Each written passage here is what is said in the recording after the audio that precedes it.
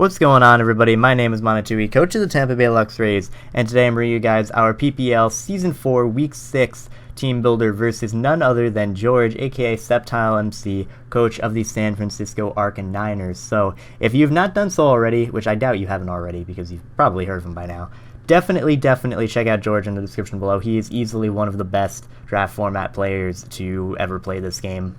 He is GBA Season 6 Champion. He was GBA Season 5 runner-up.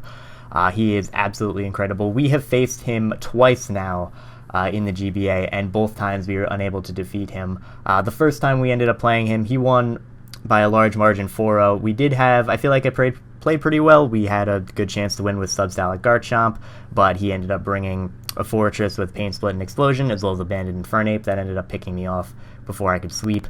And then the second game, which was still probably one of the best games I've ever been a part of, probably a game I still go back to and I just look at and I was like, wow, this is an incredible game. Our second game we ended up facing off. It was a very, very close game. We ended up losing on, I believe, a 60-40 roll of Mamoswine's Ice Shard to my Azumarill, but regardless, that was just an absolutely incredible game. But that game ended up knocking us out of playoff contention, because if we had won that game, we were in guaranteed, but we ended up losing, and then Dan ended up winning his game, so he ended up making playoffs. You've probably heard this all before. I went over this a while ago, but we have a little bit of... we're going to get our revenge versus George this week. We're on our turf in the PPL, our home, that type of thing. So without further ado, let's get into the roster that George could possibly be bringing. His team consists of Jirachi, Salamence, Azumarill, Tangrowth, Mega Sableye, Porygon 2, Manectric, Hitmonlee, Typhlosion, and Crustle. So he's got a lot of threats. He's got a very, very bulky team, a very solid, bulky offensive team. He's got some setup options as well.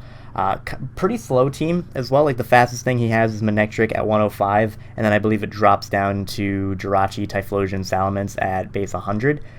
But it's still a very powerful team, a very bulky team, a very threatening team, and it's going to be relatively difficult to deal with. However, I believe I've built a team of 6 that will be able to take on whatever team of 6 he decides to bring. So without further ado, let's get into that. Starting off, the Mon that I knew from the very beginning was definitely coming, it just puts in so much work versus his team, as it tends to do, is going to be Thundurus Incarnate. We are running a Nasty Plot Zap Plate set, similar to what we brought versus Sam. However, this is going to be a little bit different. We are running Thunderbolt, HP Ice, Sludge Wave, and Nasty Plot. With his team does not have a ground type. His only electric immunity is Manectric, which is not a necessarily good switch into me. I have ways to stop it in my Pilot's line with some things like Mega Altaria. Even Mew can kind of take it on, so it's not the best versus my team. And it doesn't want to switch in on a Sludge Wave. I believe it is 2 KO'd by Sludge Wave. If not from full, then after Rocks. Also, we are able to outspeed it, so if I get up a Nasty Plot, I'll be able to knock it out with a Sludge Wave, and it can't OHKO me with anything, which is really nice. So this it outspeeds his entire team, and it beats and sets up on so much of it. Like, I can knock out Salamence with the Hidden Power Ice if he is not Yaji Berry, if he's not bulky. I can knock out the Tangrowth with a Sludge Wave at +2 easily. I set up on the Mega Sableye, bar it being like an Icy Wind set, because I can set up a Nasty Plot on it, take whatever hit he wants to go for Thunderbolt and deal a lot of damage to him. I set up on Porygon 2. I'll be able to set up Nasty Plot on that thing switching in. It won't be tracing Prankster, it'll be tracing Defiant, which is really nice, and we'll be able to hit that and 2 KO it with Thunderbolt at +2, which is really, really nice. Manectric, I already went over. Hitmonlee dies to +2 Thunderbolt as well, and Typhlosion, +2 Thunderbolt once again, dives, I believe, to Thunderbolt after Rocks, could be wrong about that, and then Crustle dives to Thunderbolt after Rocks. So this is a huge, huge threat to his team. Also can possibly set up on Jirachi. It can't OHKO me with anything. Obviously, I don't want to get Icy Winded once again, but the possibility is there. This is just a huge threat towards his team. I can set up on a decent chunklet of his team. Yeah, I set up pretty safely versus things like Tangrowth, things like Sableye, things like P2. Like, nothing, there's very little on his team that actually OHKOs me, which is really nice. I can threaten certain things out and then set up a nasty plot on them. So this is just a very, very solid mon versus his team. It is horrifying for him to deal with. His team doesn't like electric types in general, and Thunderous Eye, being one of the best electric types, is going to put in a lot of work, or at least I think it's going to put in a lot of work, because it is just so threatening for his team. Also, what's really nice about this is I don't necessarily have to set up a nasty plot a lot of the time. If I'm in versus Porygon 2 and it's forced to go for recover, I do have to set up a nasty plot in that situation in order to beat it, but otherwise, like, Jirachi doesn't want to take Thunderbolt, Salamence doesn't want to take an HP Ice, Azumarill doesn't want to take Thunderbolt, Tangrowth doesn't want to take Sludge Wave, etc. So I don't have to set up with this thing versus a lot of his team, but if given the opportunity, I will be happy to do so in order to attempt to sweep, or if I'm faced with something like P2 that I cannot break without the nasty plot, then I will be able to go for it. So that is Thundurus Incarnate. Like I said, very big win condition this game, so threatening for his team, and I'm hoping it'll be putting in some nice work. So with that being said, let us move on to another mon I felt was pretty necessary this game, and that is going to be our Piloswine. So we're running an offensive Adamant Piloswine, of course with the Eviolite, this much speed just to outspeed possibly like a min-speed Azumarill, or an Azumarill with barely any investment. We also outspeed things like Mega Sableye, outspeed Tangrowth if it is quiet or relaxed or a minus speed nature. Also, if it's sun invested, we should be able to outspeed it, which is nice. We should be able to outspeed Crustle unless it's a speedy Crustle. So this is our Piloswine. This is one of my best checks to the Salamence. I can take a Jolly Life Orb Iron Tail at +1 most of the time. I believe it's like a 70% chance to live, and I live on a non-Life Orb +1 Iron Tail 100% of the time, even an Adamant one. So if he's like Adamant Lumberry and he's at +1, then I take it. I take the Iron Tail. And I can knock him out with the Ice Shard, or potentially knock him out with the Ice Shard. Icicle Spear is also kind of nice, just so that if he is Yachi Berry, I can go for that, break the Yachi Berry on the first hit, and then proceed to possibly knock him out with my other Icicle Spears. This is also a very good stop to the Manectric. It cannot 2-hit KO me with anything, even like a Specs HP Grass, which is really nice.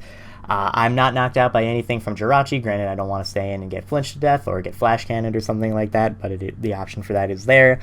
Toxic is really nice for the Porygon 2. Something to note between difference between Piloswine and Mamoswine is that Piloswine does not get knockoff, interestingly enough. So being able to hit Porygon 2 with a Toxic in order to possibly wear it down will be very, very nice. I can also live, I believe, any hit from the Typhlosion and just knock it out. I may not be able to live like a Specs Eruption, but I'll be able to do a ton of damage. Or I'll be able to tank one hit and then knock him out with the Earthquake, which is nice. And I will be able to beat Crustle 1v1, even though it can possibly knock me off. I can status it, I can Earthquake it, do things like that. Granted, I don't want to necessarily stay in on it because, like I said, it can knock me off, and it can set up Shell Smashes in my face, especially if it's White Herb. It'll take my hits better, but I can at least wear it down with Toxic and tank hits from it afterwards. So that's Piloswine. Not too much else to go over. Its main job is there to tank hits from certain things like the Manectric, take care of Salamence if it gets a little bit out of hand. Ice Shard priority is very nice for it. And then maybe like Toxic, something like the Porygon 2. Also, a big reason we're running Adamant with Earthquake is because his best switch into this, or his most likely switch into this, is probably going to be his Mega Sableye, because if I go for Rocks, obviously they get bounced back. But if I go for an Adamant Earthquake, it won't do a ton of damage, but it'll do between like 30-35%, and it'll force him to recover on a following turn afterwards. So that is why we have that. And if I force him to recover, that's nice because I do get a free switch out into one of my other threats, like my Mega Altaria. So that is our Piloswine. Very handy versus his team. Again, just kind of stops the Salamence from being a super big threat, even though I don't have great switch-ins to it. I'll be able to pick it off if it's set up. And yeah, that is our Piloswine. Next, we are moving on to another pretty important mon for his team, a very interesting one, and that is going to be our Mew. Now, we're running Nasty Plot Mew. If you look on the team builder, I'm just going to click Validate. It says Mew cannot learn Nasty Plot. That is because Nasty Plot for Mew is a level up move that I think it learns at like level 90. So at level 50, it's obviously not going to work, but we're going to allow it anyway because that's what we do.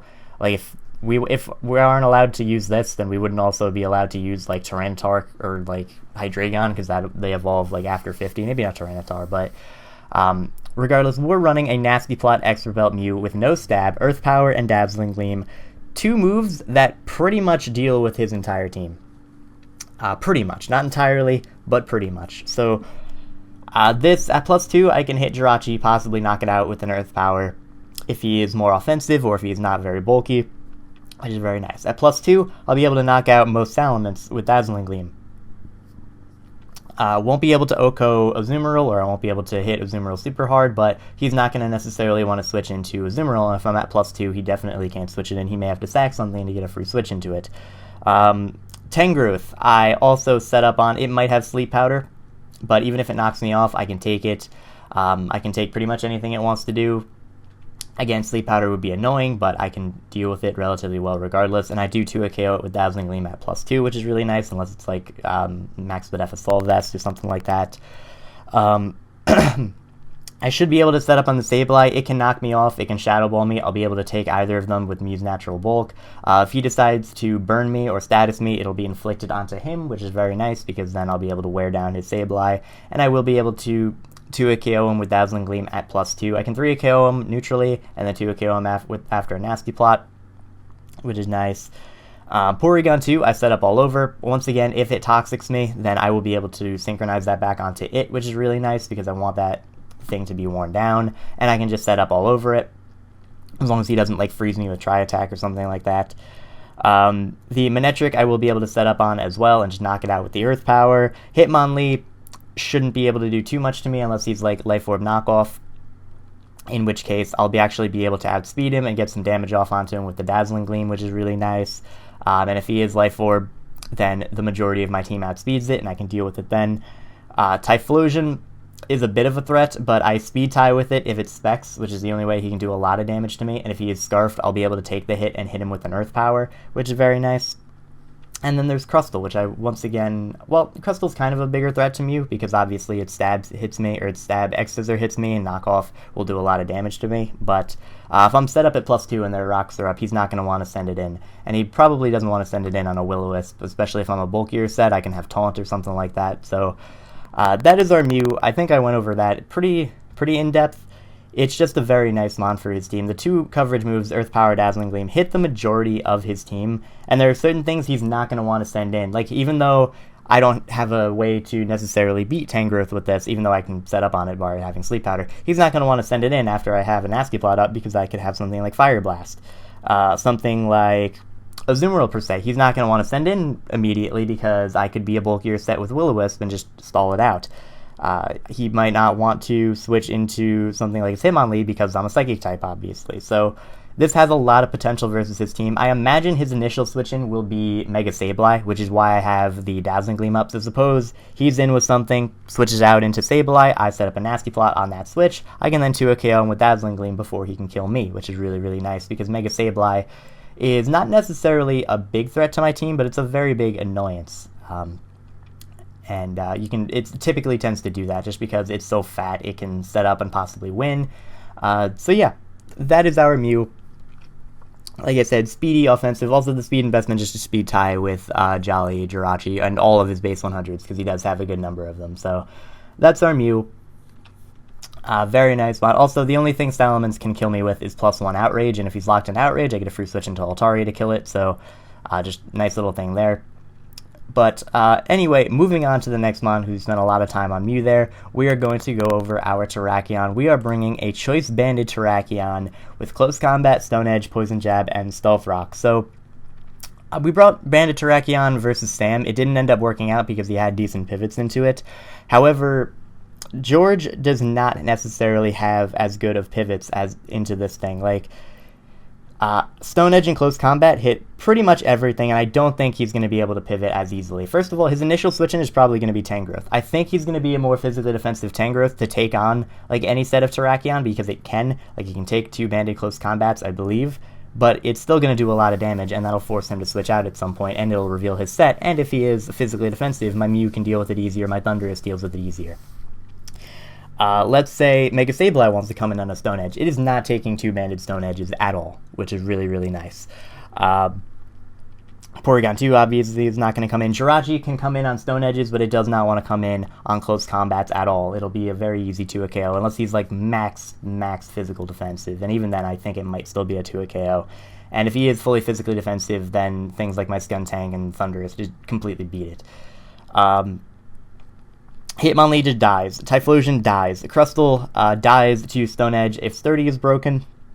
Salamence just dies to Stone Edge even after the Intimidate unless it's very, very bulky. Azumarill, I think, can live one-banded Stone Edge, but it doesn't want to at all. It doesn't even want to switch into close combat, and I do have the Poison Jab for Azumarill as well if the situation arises, which is really, really nice.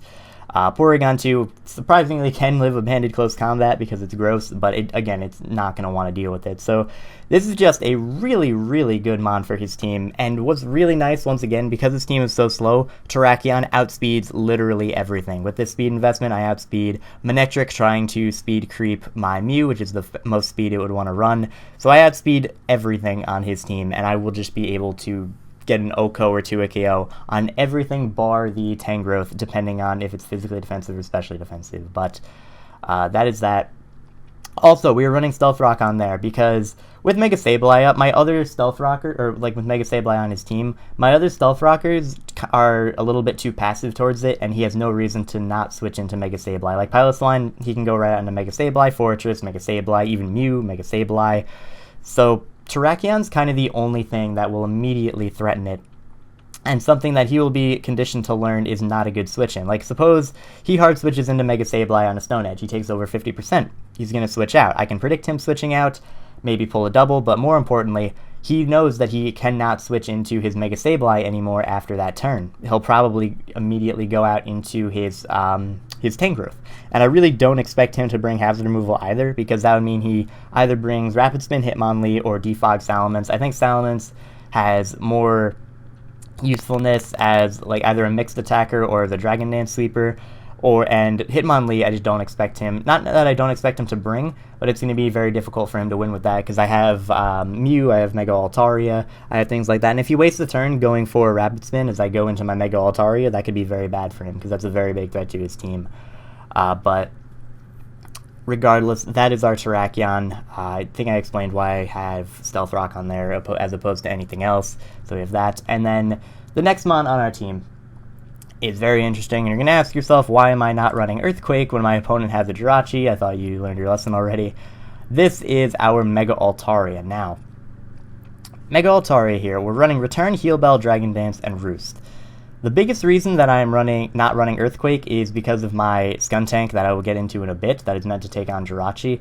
But also, if it's an offensive Jirachi without Wish recovery, Return will be doing a decent-ish amount of damage to it, and it'll be kind of wearing it down. And also, because of my bulk investment, I should be able to take most hits that he decides to go for. Not Iron Heads. Iron Heads do kind of hurt me a little bit, but if he's not offensive, I can tank them. And if he is offensive, he's probably not going to have Wish Protect, so I'll be able to whittle that thing down. Heal Bell is really, really big, not just for my Altaria, but for my entire team. He has a lot of possible status on his team. He has Thunderwave Jirachi, or even Toxic Jirachi.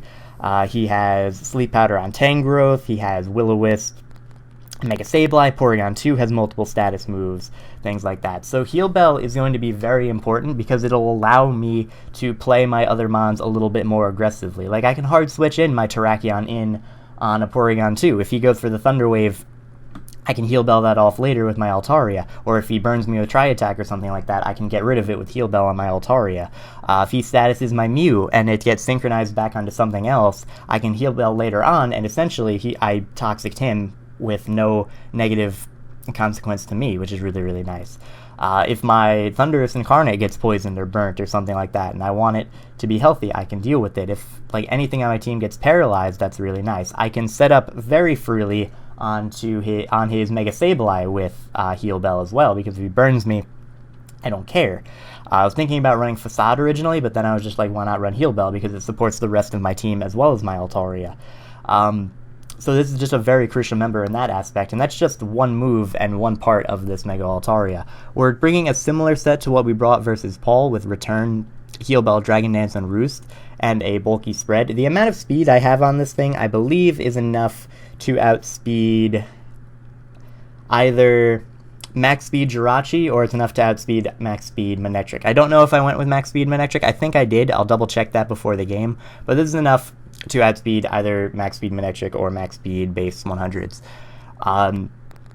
Return, Heal Bell, Dragon Dance, and Roost. The special defense investment allows me to switch into Tangrowth. Sludge Bomb, unless it's offensive, will not be doing too much damage to me. I can take on the Sableye easily. I can take on Porygon 2 very nicely, and I'll be able to set up on that. Manectric, I'll be able to set up easily as well. Or set up on easily as well. Hitmonlee cannot OHKO me with anything. Poison Jab, I believe, is a 2 KO, but that is it. Typhlosion, I tank hits from easily. Crustle, once again, I tank hits from and can possibly set up on it. The only thing that immediately threatens this are the Azumarill and the Jirachi. Azumarill, obviously, because Play Rough, and Jirachi because Iron Head. But Azumarill is not a great switch-in because I can hit it with Return very hard. And Jirachi, once again, I do have other responses to that we'll get into in a bit. So this is our Mega Altaria, and I know this set still doesn't look like it makes a ton of sense, just because Earthquake would be really, really nice for something like the Jirachi, like Return Earthquake hits his entire team.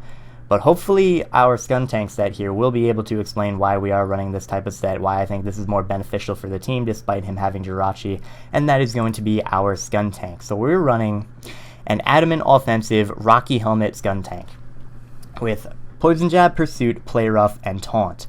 So this is meant to completely shut down his Jirachi. If he hits me with physical hits, like Iron Head, even if he keeps flinching me, I'll be getting Rocky Helmet damage off onto him, which is really nice. I debated running Sucker Punch onto this thing, but Skuntank did end up having like 4 move slot syndrome, and I wasn't able to do so. I was also thinking about Sludge Bomb over Poison Jab, but opted to not do that either.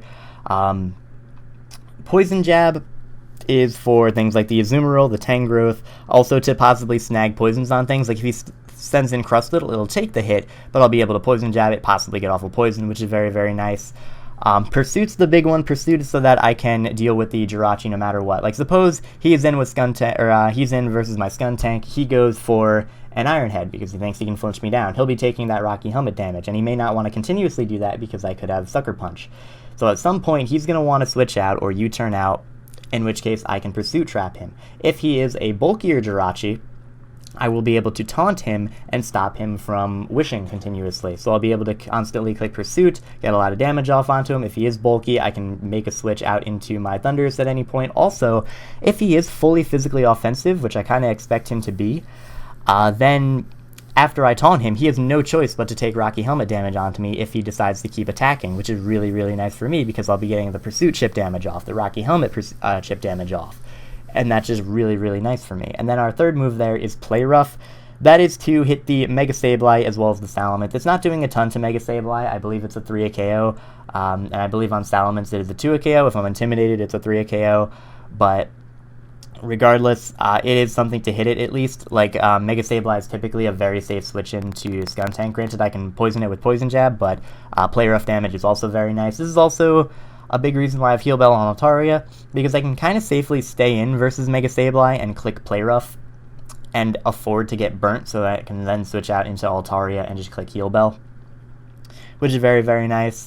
This Skuntank also is kind of able to take on Tangrowth. I don't 2 KO with Poison Jab because Tangrowth is disgusting, which is why I wanted to run Sludge Bomb, but I didn't want to go with like a minus Spit F Nature or anything. I like the additional power of Poison Jab as well, just on things like pretty much most of his team, funnily enough. And I may regret not having Sucker Punch on this thing because he has things like Hitmonlee, which Sucker Punch still does like 35-40% to because it's really frail. He has Typhlosion I might want to deal with, but I don't think he's going to bring Typhlosion. My team deals with it naturally. But yeah, that is that. We also have Taunt on this thing, like I said, to shut down the Jirachi if it is a bulkier variant. Can also possibly shut down Tangrowth's Sleep Powder if he does have that. Can stop Porygon 2 from recovering, which is really, really nice. And can stop Crustle from setting up hazards if he does decide to bring a hazard stacking Crustle, which definitely makes sense versus my team. Rocks and Spikes will pressure me quite a bit, especially since I can't necessarily pressure him back with hazards since he does have that Mega Sableye. So that is our Skuntank. Thank you guys very much for watching. I hope you all enjoyed. The match will be going up tomorrow, hopefully, as long as I don't get too carried away with school. Once again, thank you guys very much for watching. Once again, please check out George if you have not done so already. Great battler, great guy, good friend of mine. So that is all, and I'll see you in the next battle. This is a terrible ouch. Fuck it. Goodbye.